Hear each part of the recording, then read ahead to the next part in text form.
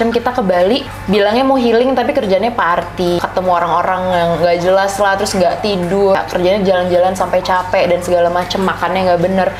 Do you think that's healing? Apalagi kalau kita sendiri nggak tahu kita sekarang ngerasain apa sih? Because we're feeling so many different things at the same time. Ada yang bilang, okay, I'm happy but I'm also sad. I'm angry but I'm also like happy. Ada yang bilang bittersweet, happy tears. Treat yourself the way that you treat the ones that you love. Jadi sahabat untuk diri kamu sendiri. Oke.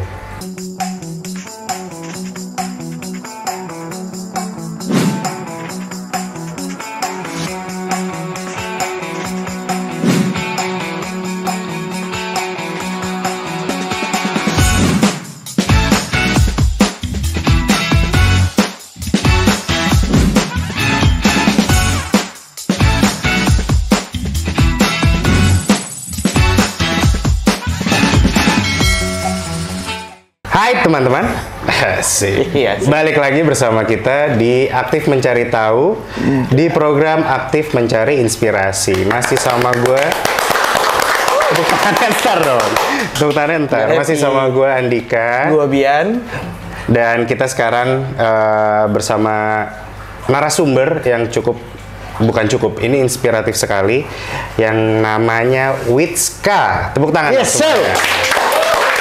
Ya. Kita mungkin terdengar rame karena memang di sini ada 10.000 penonton dan semuanya berbayar dan mereka mau ya. Iya. So, silakan lanjutkan perkenalannya. Iya. Iya enggak. Jadi ya mungkin Witska bisa kenalin perkenalan diri secara ke singkat. Penonton ya secara singkat aja. Singkat aja.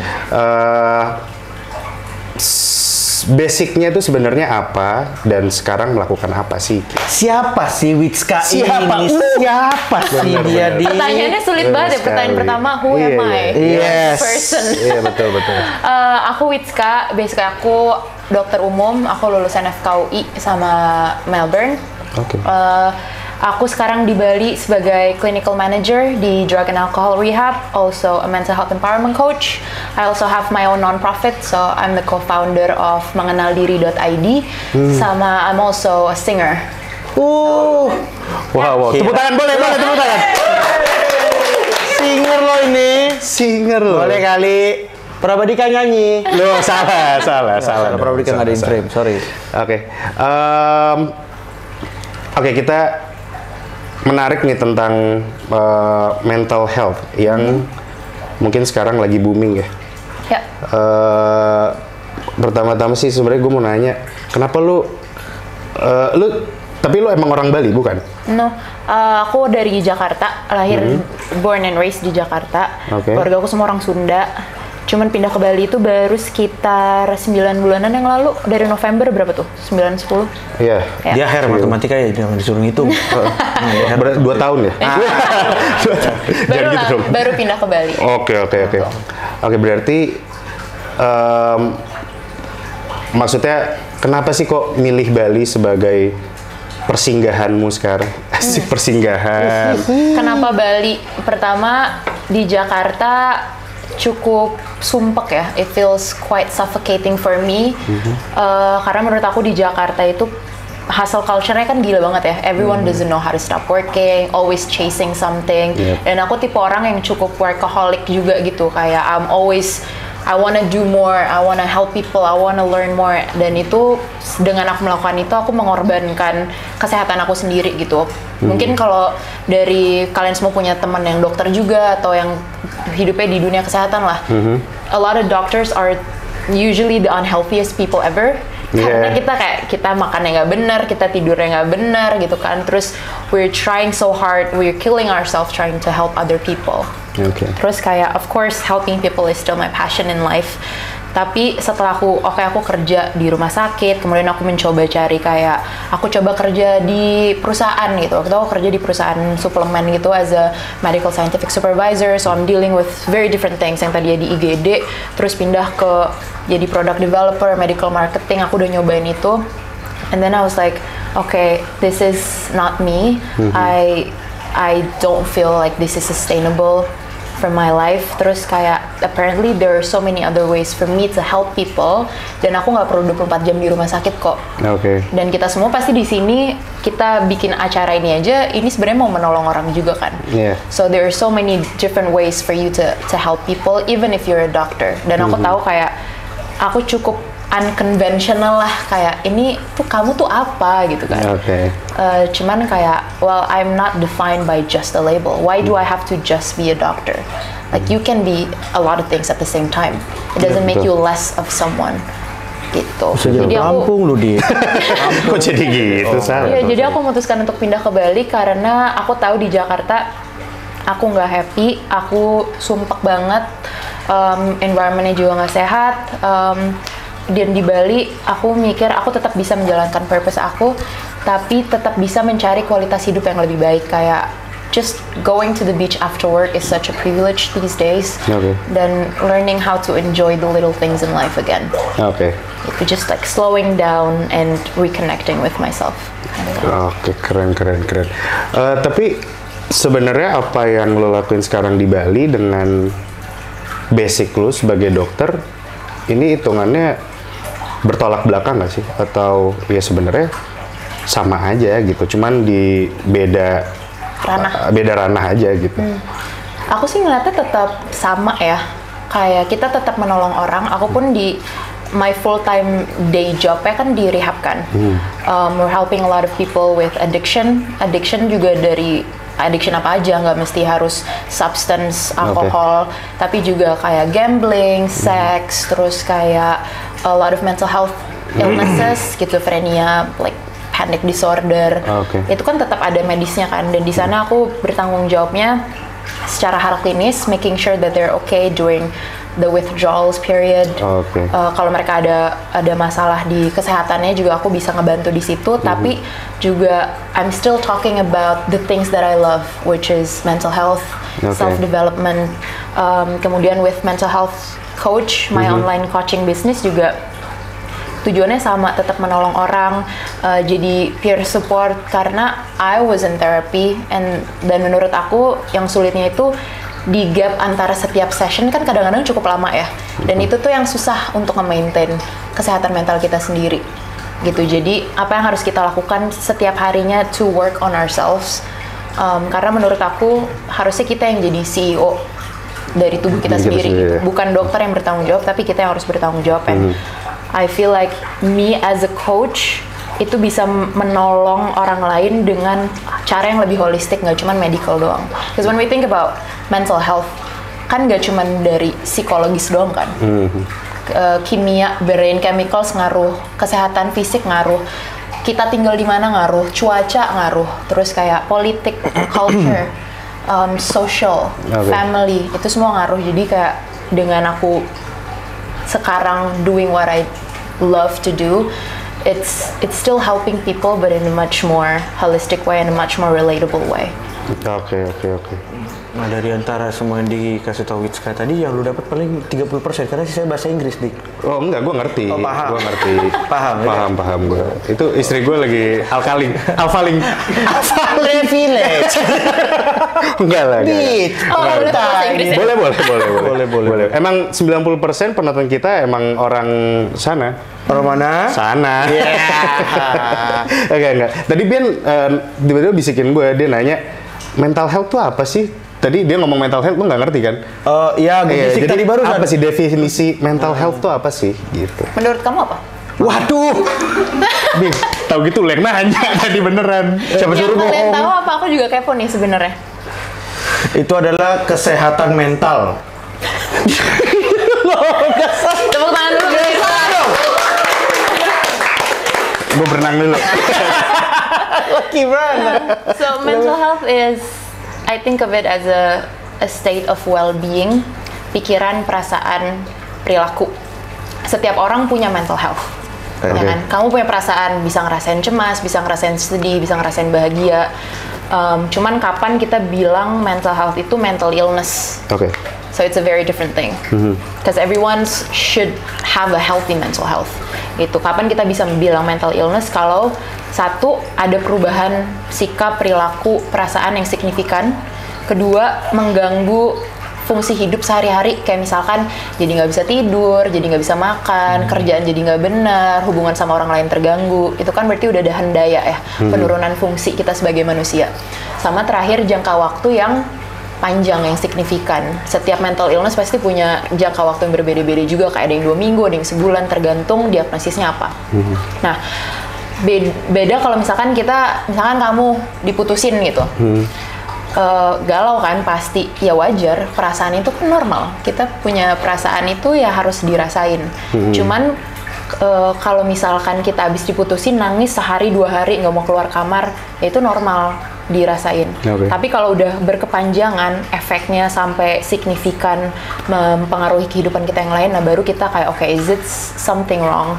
Do I actually need to get some help here? Karena ya sulit kalau kita hidup cuman perspektif kita satu ya, we're the main character in our life gitu. Kita sulit dapat perspektif dari orang lain. Nah makanya kita kadang-kadang ya butuh gitu untuk ke profesional supaya kita tahu lebih baik lagi, lebih banyak dan lebih dalam lagi mengenai apa yang kita hadapin. Gitu. Tapi kalau kayak gitu-gitu, kalau udah masuknya mental illness, itu disadari atau nggak disadari? Maksudnya gimana tuh? Oh, gue udah mulai kena mental illness. Atau kayak nggak sadar aja, sebenarnya gue udah kena gitu, ternyata gue kena gitu. Nah itu setiap orang menurut aku beda-beda ya, karena I feel like ignorance is bliss in order for you to survive. Ya paling.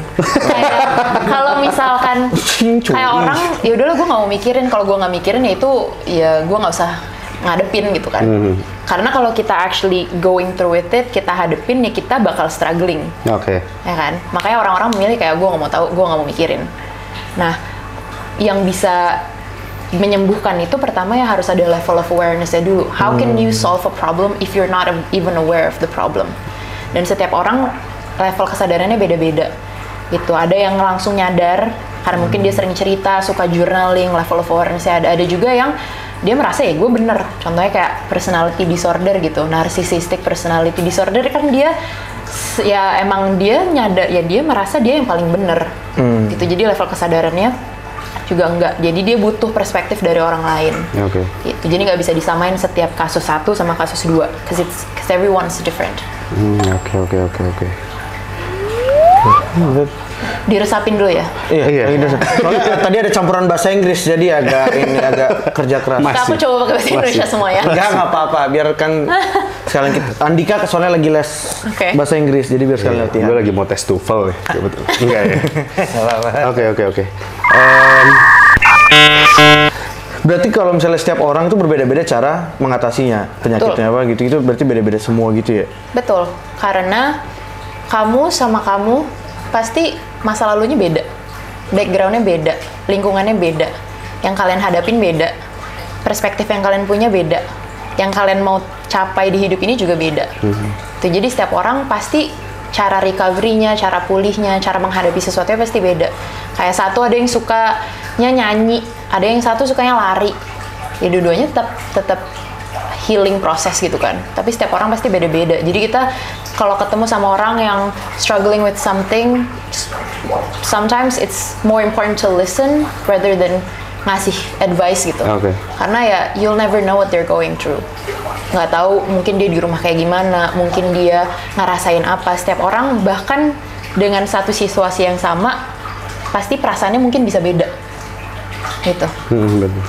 Nah kalau lu sebagai coach, kalau lu treatment lu ke orang-orang yang datang ke lu itu lebih banyak kayak gimana? Lu lebih banyak mendengar atau lu lebih banyak ada kegiatan-kegiatan apa yang lain apa gimana? For me, pertama listen secara aktif dan reflektif. Jadi kayak kita dengerin lagu kan kadang kayak udah kita dengerin tapi nggak bener-bener mendengarkan gitu loh, meresapi. Jadi kalau ketemu sama orang itu anyone, not just clients, friends, family, try to actually listen to what they're saying. Pakai nggak cuma sama kuping doang, tapi sama kayak bahasa tubuh kita, sama cara kita ngomong, kita dengerin, kemudian just ask question, ask the right questions. Karena penting banget menurut aku untuk orang itu kalau mau lebih baik, mereka mendapatkan jawabannya dari dia sendiri. Karena toh mereka sendiri yang paling tahu mereka butuh apa, bukan kita. So like asking the right question, kenapa kamu merasakan ini? Kayak apa yang terjadi? gitu kan. Kenapa kamu bisa merasakan ini? Oh karena ini. Kenapa? Ditanya terus kenapa sampai diketemuin root problemsnya ini. Oke, what can you do? What do you need at that time? Karena setiap orang ya kebutuhannya beda-beda. Terus klien-klien aku pasti aku kasih kayak worksheet gitulah, kayak PR. Oh, dikasih PR gitu juga? Questions that they need to ask themselves, terus kayak action plans. Oke, menurut kamu ini bakal ngebantu kan? Ya udah, coba action plan-nya setiap hari kamu mau ngapain? And then kayak, oke, kamu mau ngelakuin ini, misalkan bangun lebih pagi, atau mau olahraga, atau aku mau ngomong sama orang tuaku. Kayak let me know when you actually did that. Jadi kita kayak accountability partner juga gitu loh. Karena kalau kita ngelakuin itu sendiri pasti juga susah kan, butuh dukungan. Nah, that's where being a coach comes in. Gitu. Nah, kalau lu bisa sampai mendapatkan predikat coach itu gimana kemarin caranya? Aku ikut akreditasi internasional, namanya The Coaching Academy, The Coaching Masters. Dia base-nya di UK. Jadi kita selama berbulan-bulan ada kelasnya, ada workshopnya, terus kayak ada role play-nya, ada latihannya, ada ujiannya, gitu. Jadi benar-benar dilatih untuk menjadi seperti itu. Dan setiap orang kan mau jadi coach yang berbeda kan. Kalau kalian tahu, coach tuh ada yang business coach, ada yang mindset coach, ada yang apa. Nah, aku dengan background aku, I feel like this is more aligned with my passion. Dengan ya udah aku tahu secara medisnya kayak gini, secara psikologis aku ngambil sertifikasi kayak kemarin dari Johns Hopkins, Yale, segala macam. Aku pakai itu untuk nolong klien-klien aku. Oke. Gitu. Berapa lama untuk bisa mendapatkan predikat coach itu kemarin lu? 3 to 4 months. Oh, nggak lama nggak begitu lama. Jadi lebih kayak tekniknya. Jadi dalam waktu 2-4 bulan itu udah, kalau selesai 4 bulan itu udah boleh langsung praktek? Apa masih harus dibimbing apa gimana? Sebenarnya kalau udah bisa praktek. Cuman ya itu, karena kalau coach itu kan sebenarnya regulasinya ada tapi belum saklek banget kan. Jadi memang cocok-cocokan banget gitu. But I feel like it can be helpful with the right person, with the right tools, with the right support, then with the right approach. Oke.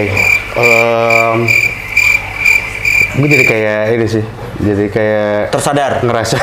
Enggak, siapa tahu. Iya, emang berasa banget coach, mental health coach itu berasa banget. Jadi gue kayak bertanya-tanya terhadap diri sendiri. Iya, diri sendiri. Gue tuh siapa?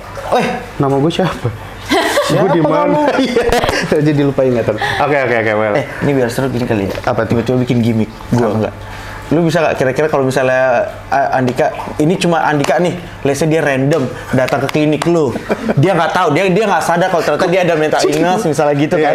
Nah, ini treatmentnya kira-kira pertamanya gimana nih, coba? Misalnya kayak kenapa kamu datang, kenapa gini, coba maksudnya kayak curhat aja, siapa tahu dari sini with Ska bisa lihat, ternyata Andika ini orangnya seperti ini gitu aja, let's say kamu tuh orangnya jangan terlalu gini gitu. Nah, coba pertama apa kira-kira apa yang mau lu ceritain? Jadi ceritanya datang gitu. Dia datang tapi dia nggak tahu dia mungkin lagi ada mental. Ini ke klinik coach atau ke klinik drug and alcohol rehab? Loh, ya itu bisa juga. Enggak, maksudnya kan itu bercanda, guys. Enggak. Bercanda. Enggak kan tadi kan enggak cuma drug and alcohol rehab doang, banyak. Iya, yang itu aja yang pertama aja. Mental illness aja. Defensif. Mental illness aja. Ya kan, tapi gini, ada nggak orang yang nggak tahu tapi datang ke situ? Emang ada? Apa? Ke situ tuh kemana? Ke klinik lu yang coach-nya itu. Kalau aku usually it's online, karena klien aku nggak cuma orang Indo. Oke. Jadi kayak ada yang dari UK, ada yang dari US, ada yang dari Australia, ada yang dari Hong Kong gitu. So like aku dengan itu nih, kenapa aku suka?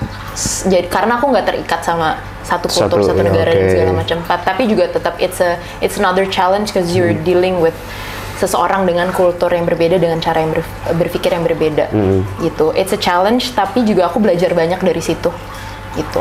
Oke. Nah, tapi mereka semua itu udah aware kan tentang ternyata gue punya mental issue. Ada sesuatu gitu. yang salah diri gue gitu.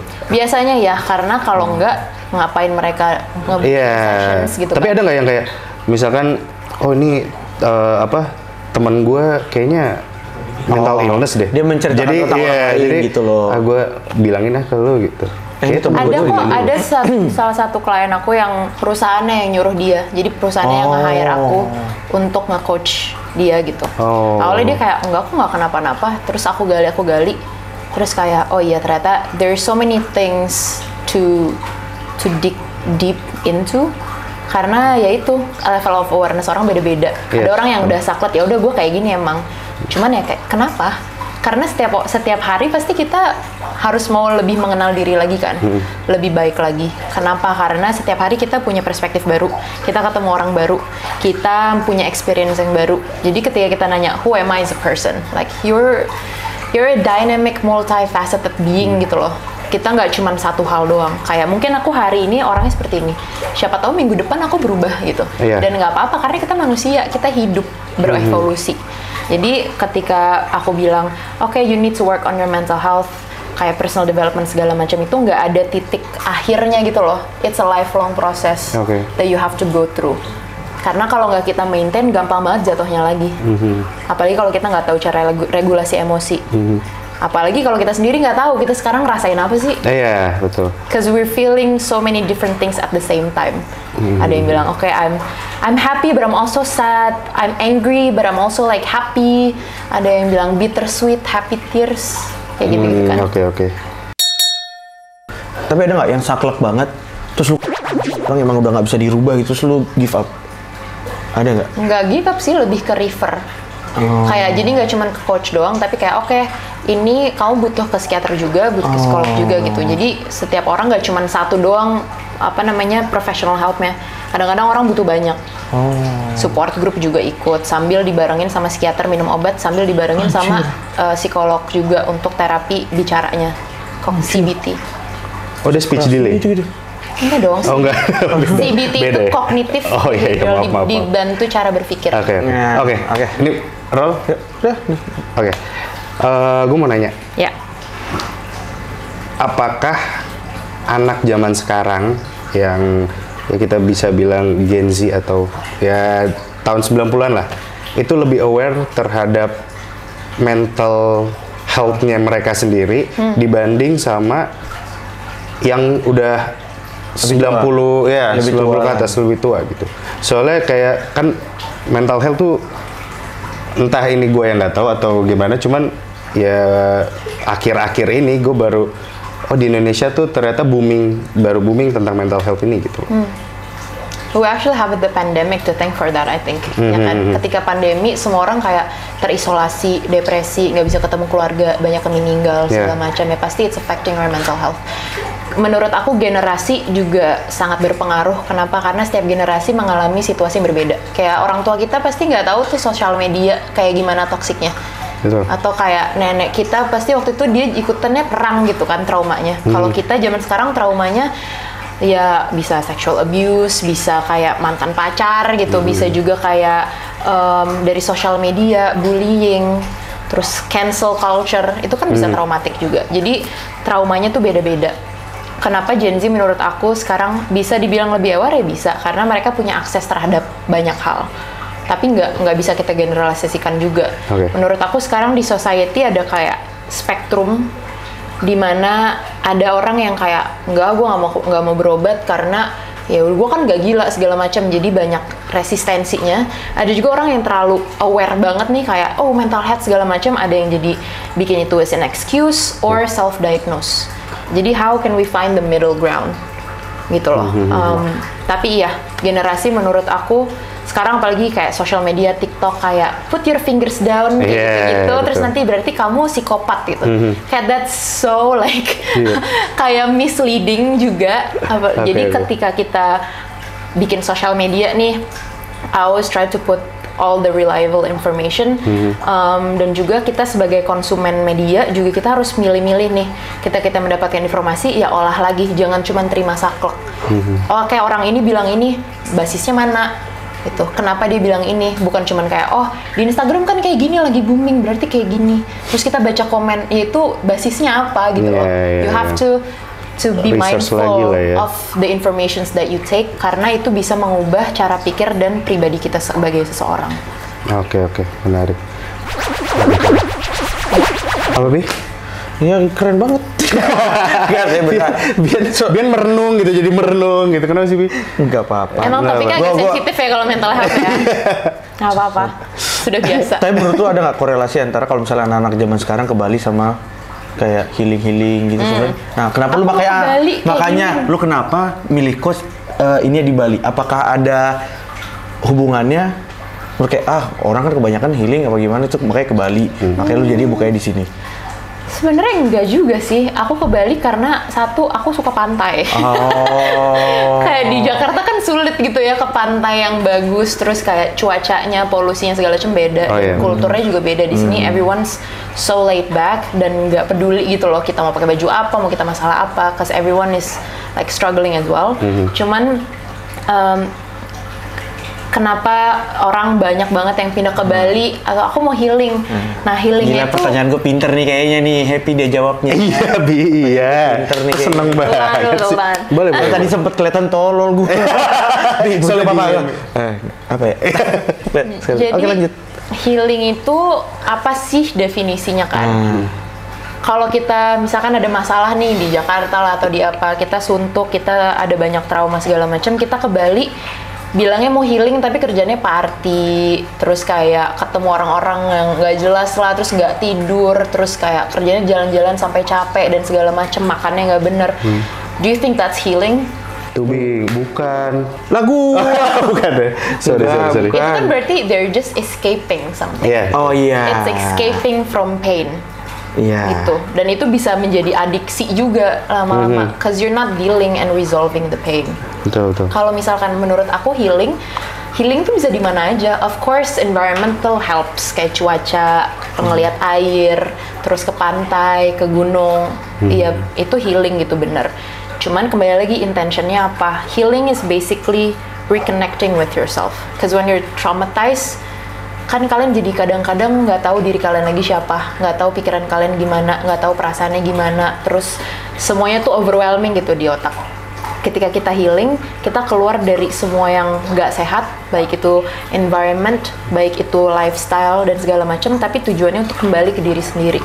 So when people go to Bali to heal, usually they meditate, they go to therapy, they doing like community stuff. That's healing, I feel like. But it's not partying and getting drunk and taking substances and not taking care of yourself. Gitu. Itu malah ngerusak yang ada ya? Malah ngerusak. Jadi yang kamu lihat berarti memang di Bali pun memprovide banyak itu tadi kayak mungkin kelas meditasi. Banyak tools-toolsnya. Berarti memang dari Balinya memprovide juga berarti makanya. It's a beautiful island. Oh, berarti memang korelasinya berarti adalah ya memang Bali memprovide untuk orang healing, berarti gitu juga kan? Tapi nggak perlu di Bali juga, mau kita di Jakarta mau healing juga bisa. Tapi maksudnya dengan keadaan kota Jakartanya sendiri lebih challenging. Lebih challenging kan? Ya, lebih challenging, but it's not impossible. You know, I did my healing in Jakarta too. Itu kayak you go to therapy, you get a cat, you work out in the morning, terus tidur yang benar. Kamu ngobrol sama, misalkan perbaiki hubungan sama orang tua, atau kamu butuh closure sama orang segala macam, dealing with your own feelings, spending time with yourself, do some like self check-in. Hari ini, okay, Witska, how are you feeling today actually? Kayak just do that little check-in. Karena kadang-kadang kita nggak tahu kita ngerasain apa. Ya udahlah, gue mau tidur aja. Gue barusan tidur. Gue tadi gini-gini terus gue gini tidur. Sudah bilang tidur. Oke. Tapi cara efektif buat ngatasin mental health issue tuh apa sih sebenarnya gitu? Kan lu bilang sebenarnya kita healing tuh bisa di mana aja. Sebenarnya cara efektif tuh apa? Apakah menyendiri? Nanya ngobrol sama diri sendiri kah? Atau ya punya me time sendiri lalu cari kalau apa emang orang tuh beda-beda kah gitu? Jadi sotoy. Kalau gue ibaratnya kalau ada yang kalau orang-orang kan beda-beda. Kalau gue nggak bilang gue menemukan, tapi kayak gue lebih merasa nyaman kalau gue udah lagi ngelewatin yang berat, gue lebih suka me time gue nyetir mobil, terus habis itu diem aja udah sambil dengerin lagu keliling kota Jakarta. Kalau gue kayak gitu bener-bener sendiri. Kalau gue kayak gitu bener sendiri Bi. Nah lo matiin kamera. enggak lah bener-bener sendiri. Gue selalu bilang gitu, me time gue tuh kayak gitu. Orang ada yang bilang me time ke salon gitu karena apakah itu part of tadi efektif untuk I think it's important for you to spend some time with yourself. Kayak itu tadi healing itu kan reconnecting with your authentic self gitu loh. Kayak kembali lagi kayak who am I as actually as a person. Pikiran kita tuh sebenarnya apa sih yang benar-benar kita pikirin, bukan karena orang lain. Yang kita rasain tuh apa sih? Kalau aku untuk maintaining my mental health, aku ngesingkatnya jadi tiga A. Pertama, aware. You need to be aware of what's wrong. Makanya aku bilang feelings check-in tuh penting. Kayak, okay, what's happening? Apakah ada warning signs? Am I triggered with something? Oh, kenapa aku nafasnya jadi berat ya? Kenapa aku nggak bisa tidur ya? You need to be aware of that. Kedua, accept it. Kayak, okay, I'm feeling anxious. I accept that I feel anxious. Emang harus dirasain gitu loh. And then action. What are you gonna do about it? Are you gonna do some me time? Am I gonna go to professionals? Am I gonna talk to somebody? Am I gonna eat more healthy? Gitu. Jadi find like in that moment sebenarnya kita saat itu butuh apa sih? Gitu. Dan setiap orang pasti beda-beda. Gitu kan. Tapi make sure yang kita lakukan itu bermanfaat untuk kita. Bukan kayak I'm aware that I feel sad. I accept that I feel sad. The action is okay, I'm just gonna go like get drunk with my friends. That's really not helping. Ya kan? So make sure that what you're doing is actually helping you in the long term. Gitu. Wow. Berarti sebenarnya cara efektif itu ya kita balik lagi nanya ke diri kita tuh kenapa, dan ya kita harus accept the problem itu sendiri yang kita rasain itu, dan kita harus tahu actionnya apa. Simpelnya gini deh, punya istri kan? Alhamdulillah. Sayang kan? Jawabnya ragu-ragu, semangat dong. Punya dong.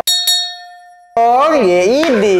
Treat yourself the way that you treat the ones that you love. Mati jadi sahabat untuk diri kamu sendiri. Kayak misalkan teman kamu, istri kamu lagi sedih, lagi anxious, apa yang kamu lakukan? Ketawain dia biasa. Udah tahu sih lu. Nggak gini. Kenapa? Santai aja. Yang ya pasti gue kayak yang gimana ya diayomi nih ya, pasti kayak ditanya kenapa gitu. Do that to yourself too. Kayak oke, butuhnya lagi apa nih? Butuh waktu kah? Butuh ketenangan kah? Butuh makan yang bener kah? And do that to yourself. Karena menurut aku penting banget untuk kita jadi sahabat untuk diri kita sendiri. Karena kita sampai tua kita hidup sama diri kita sendiri juga gitu loh. Iya. Ya kan? So we're the only ones that can do that for us. It's not everybody's job. It's our responsibility to take care of ourselves. Betul. Tapi kadang kan ada orang-orang yang misalkan entah itu emang mereka aware atau mereka jadi kayak self-diagnose. Terus misalkan kayak gue udah, kita bilang self-diagnose lah ya. Terus gue cerita ke Bia nih, Bi kayak gue ada masalah deh, gue kayak gini gitu. Terus kan nggak sedikit orang yang ya lu harusnya gini gitu loh, ngajarin. Rasanya apa digituin? Aku seneng. Enggak. Kalau gue ya ada yang mau ngikutin gitu ya kan? Iya, ada yang mendengarkan gitu, dimasukin kotak gitu, ada juga kan? Iya benar sih. Tapi kalau misalkan emang gue mau cerita, kalau gue cerita ke orang, gue harus gue udah tahu apa ya? Iya makanya. Maksudnya gue tahu konsekuensinya apa, kayak misalkan entah mereka akan mendengarkan aja, memberi solusi ke gue, atau ya emang ngasih solusi yang solutif gitu aja. Tanya ke diri sendiri yang kamu butuhkan apa. Apakah kamu saat ini lagi butuh didengerin doang atau benar-benar butuh advice. Dan ketika kita mendapatkan advice, kita harus juga bisa memfilter gitu loh, mengolah gitu. Karena setiap orang kan values-nya beda. Yang mereka alamin beda, hasil outcome itu pun juga beda. Gitu. Jadi ketika kita mau cerita sama orang, bagus. Kayak kamu udah mau cerita tuh bagus. Berarti kan kamu udah aware tuh ada masalah dan segala macamnya. You've already accepted it. And now you're trying to like figure out what the action that you need to do. Ya nggak apa-apa kamu mendapatkan kayak advice dan segala macam, tapi kembali lagi you have to ask yourself, is this actually what you need or not? Gitu. Karena mungkin orang kan nggak tahu sepenuhnya yang kamu rasain, ya kan?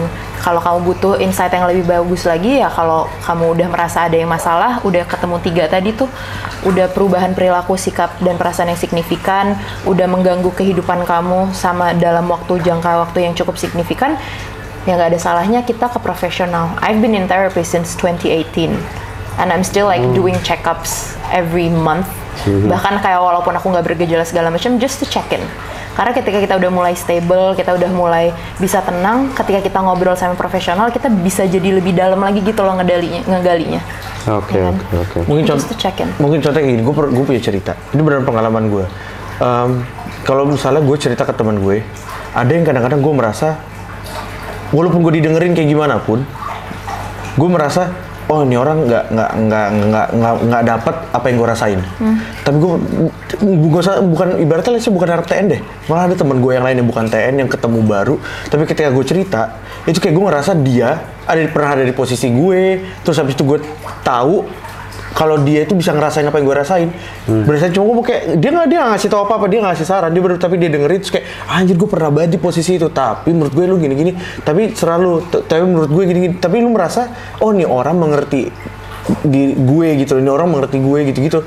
Jadi kadang-kadang kayak gitu kalau gue feeling juga sih kayak oh anjir nih orang gue baru kenal tapi kok ngerasa banget kayak kalau gue cerita dia bisa ngerasain apa yang gue rasain. Ya. Bukan berarti kayak lu bilang tadi mungkin kayak kita anak-anak TN gitu, lu cerita ke sahabat lu banget, terus kayak ada yang kayak ngasih saran, ngajarin gitu.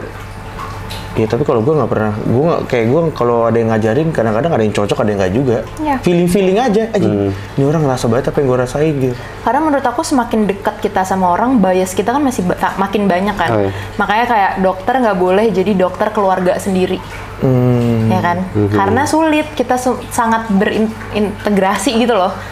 Ketika kita ketemu sama orang yang baru, misalkan tadi, bisa aja kita lebih connect dan segala macam. Jadi yang bisa kita lakukan apa? Find your community. Kayak misalkan you're dealing with anxiety. There's a lot of anxiety community, like support groups dan segala macam, and people have actually experienced the same thing. Karena kayak mental issues, mental health problems itu, it's a shared human experience kan. Ketika kita ngomongin, oh, I've been having these suicidal thoughts. Kayak pikiran bunuh diri itu sebenarnya sangat-sangat common gitu loh di Indonesia juga. Apalagi di Indonesia sebenarnya. Yeah. But we just never talk about it. Kayak mungkin di satu ruangan ini ada yang berapa yang udah mikirin mau bunuh diri. Aku salah satunya. Maybe some other people here has as well. But we just never talk about it. And we just, karena kita nggak pernah ngomongin, makin kita merasa sendiri gitu loh. Karena tadi stigma, lack of education dan segala macam. Makanya kenapa penting untuk encourage community support. Tujuannya itu untuk kayak, oh ternyata ada juga loh orang yang ngerasain kayak gitu. Makanya orang senang dengerin lagu, ya kan? They can connect in that way. Jadi ketika orang mencari ketenangan atau mencari koneksi itu bisa dari macam-macam banget. Gak mesti kayak sahabat kita banget gitu. Kadang-kadang dia nggak ngerti, ya nggak apa-apa, bukan salah dia juga. Gitu. Maybe other people can help you. Dan ya ambil resource itu untuk membantu kita semua gitu. Oke. Aku mau nanya nih, tadi ngomongin suicidal. Jadi apa sih yang harus kita lakuin? Misalkan ya mungkin orang itu ngerasa temen, jadi dia ceritanya ke temennya, jadi dia nggak ngambil action untuk ke profesional gitu loh, untuk nanya keadaannya kenapa. Tapi dia cerita kalau emang iya nih gue udah nggak kuat, gue gini aja gitu. Apa sih sebenarnya yang harus dilakuin sama temennya itu sebagai pendengar? Itu yang harus mereka lakuin itu apa? Apakah hanya mendengarkan aja atau lu harus kuat gitu atau gimana? Menurut aku, ketika ada orang ngomongin itu, pertama jangan dianggap remeh tentunya. Ketika orang ngomong itu kan ada yang bilang, dia mah caper doang lah, ini mah banyak tuh stigma-stigma kayak gitu kan. Tapi ketika ada orang di sekitar kita yang udah ngomongin itu, it could be a cry for help, it could be anything, jadi jangan di-underestimate gitu. Didengerin, terus kita nilai urgensinya. Karena pikiran itu kan kadang-kadang kalau pikiran bunuh diri, ada yang baru mikirin doang, ada yang beneran udah ngerencanain, ada yang beneran udah attempt. Nah kita harus nilai urgensinya. Mau apapun itu, it's already a crisis. Karena dia, it's a danger to themselves and it's a danger to other people around them juga kan sebenarnya. So yang bisa kita lakukan adalah encourage professional help. Kayak I'm here for you. What do you need? What can I do to help? Kayak it's okay. Like it's very common that you are thinking about this. It's okay for you to think about it, but thoughts doesn't have to become action. and you don't have to go through it alone. So in case everything happen, call me. And then kayak kalau kita merasa kita juga nggak ada energi atau nggak ada waktu, atau karena kita juga pasti dealing with our own stuff, kita bisa ajak orang lain untuk membantu gitu loh. Ajak dia ke profesional, ajak dia ngomong ke orang lain juga gitu. I think it's gonna really help. Kayak, do you think talking to a professional will help? Kayak pasti kamu capek kan ngerasain ini, pasti nggak nyaman banget ya. Mau nggak kita kesini yuk, aku temenin yuk gitu. Jadi didampingi aja gitu loh. Cuman keputusan tetap dia ada di mereka. Oke. Gitu. Oh, seru banget sih. Oke, gue mau nanya dong. Tadi kita udah ngomongin mental health segala macam. Gue mau nanya platform yang tadi lo bilang, apa namanya platformnya? Mengenal diri. Oke, bisa jelasin nggak secara singkat mengenal diri itu apa sih sebenarnya? Jadi langsung happy. Jadi dari tadi ngomongin mental health. Saatnya promosi. Tadi promosi time. Saya sudah bosan. Iya, saya akhirnya kapan keluar mengenal diri? Akhirnya. Jadi mengenal diri saat ini adalah masih organisasi, tapi kita lagi berusaha untuk menjadikan itu sebuah yayasan. Kita fokus di bidang kesehatan mental dan juga self development. Kita di sini tagline-nya itu become your own best friends. Kita di sini ada banyak programnya kayak virtual support group every month. Kita memberikan edukasi kesehatan mental ke sekolah-sekolah. Kita banyak workshop juga tentang kesehatan mental sama profesional dan segala macamnya. Kemudian kita ada community sendiri. Jadi orang-orang tuh bisa ketemu sama peer-nya, sama orang-orang yang bisa merasakan hal yang sama dan punya tujuan yang sama.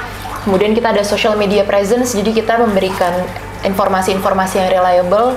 Sama kita insya Allah kita mau bikin kayak free counseling project for those of you who cannot really afford to go to psychiatrist. Karena kan emang kalau di sini juga salah satu challenge-nya adalah lack of funding juga ya, gitu. Dan kita alhamdulillah udah berdiri dari 2020. Kita di bawahnya udah banyak volunteers. Hopefully we can grow even bigger, dan tujuannya adalah yaitu mengenal diri sendiri supaya kalau kita sendiri kita juga bisa menolong orang lebih banyak lagi. Oke. Keren. Jadi situ ada kayak tips and trick juga. Boleh tepuk tangan, boleh. Saya nggak suka. Saya nggak suka kalau ada tepuk tangan tipis-tipis gitu. Pede aja gitu loh. Pede. Nggak boleh gitu. Iya. Betul. Oke. Itu ada websitenya kah atau Instagramnya segala macam ada? Saat ini ada Instagram di @mengenaldiri.id. Kemudian we're working on websites as well. Kita juga ada buku. Kemarin aku nulis buku judulnya The Book of Dreams. Alhamdulillah udah sold out berkali-kali dalam kayak setengah menit. Jadi it's a guided journaling. So if you're struggling with who you are as a person, kayak mimpi kalian apa, itu tuh basically bukunya nge-guide kalian untuk satu, self-aware, working on your life goals, taking care of people in relationships, kemudian travel and adventure, sampai health and wellness gitu. Jadi dari itu semua kita bisa menolong orang lebih personal lagi gitu. Oke. Dan itu semua orang bisa join? Bisa. Atau bisa beli. Sekarang lagi baru banget restock. Sisanya tinggal dikit gitu ya. Masuk sekali itu. Di Shopee atau Tokopedia atau Instagram aku. Kasih tahu semuanya, Witsa. Bagus kok, bagus. Oke. Mungkin nanti di deskripsi ada. Ya. Oke, terakhir untuk mungkin pesan-pesan untuk yang nonton tentang cara meningkatkan awareness mereka tentang mental health issue ini. Maksudnya kayak mungkin sini kan ada yang lagi nonton terus kayak lagi dengerin doang ya, mungkin pesan kamu apa? Udah kamu kesini aja, maksudnya kamu cari teman atau nggak cari orang yang bisa membantu kamu, atau kamu memulai dari mana dulu untuk membantu diri mereka sendiri gitu loh. Mungkin ada pesan-pesan terakhir? Pesan dari aku, if you are struggling with something, whether it is trauma atau anxiety atau depression atau hubungan yang gak sehat, know that there are a lot of people out there that wants and can help you, and you don't have to go through it alone. Use that resources dan bersabar, karena semua tuh butuh proses ya kan. mie instan aja ada prosesnya. Iya betul. Ya kan? Katanya instan tapi masih ada prosesnya. Betul. Apalagi kita mengenal diri kita sendiri lagi. Gitu. Jadi ketika kita coba satu hal kemudian nggak berhasil, jangan putus asa. Kayak kita naik gunung, udah ada nih puncaknya, kita tahu mau mencapai gunung, tapi ternyata rute sini ada pohon yang jatuh. Kita cari rute lain. Itu bukan berarti puncaknya nggak ada kan. So don't be discouraged. It takes time. Dan pasti akan sulit, tapi bukan berarti itu impossible. Wow. Oke. Keren. Tepuk tangan lagi. Oke, sudah banyak banget yang sudah diceritakan. Pesan semoga bisa banget menginspirasi dan bisa membantu ya. Betul. Membantu sih paling penting sih. Betul. Pengen banget kita tuh juga bisa menginspirasi dan membantu kalian untuk mungkin menjadi manusia yang lebih baik. Betul sekali. Dan kadang kan orang juga dia tahu dia kenapa, tapi dia nggak tahu harus kemana kan. Betul. Orangnya siapa kan kadang milih-milih gitu. Dan mungkin ada yang kayak selama ini kayak, aduh, gue deh ada yang salah tapi gue nggak tahu mau kemana. Sebenarnya ada caranya kayak gitu. Betul. Oke, Witska ini, Witska tuh ada pasien berapa nih baik? Jadi kita harus Udah nunggu udahan ya? dulu guys. Iya udah Kasih. nunggu. Yang mau ketemu offline, sorry banget ya guys. Jadi kita harus sudahi dulu sekarang karena itu tadi banyak banget yang ngantri. Gue Bian. Gua Andika. Aku Witska. Kami dari Aktif Mencari Tahu, program Aktif Mencari Inspirasi undur diri. Bye guys. Bye.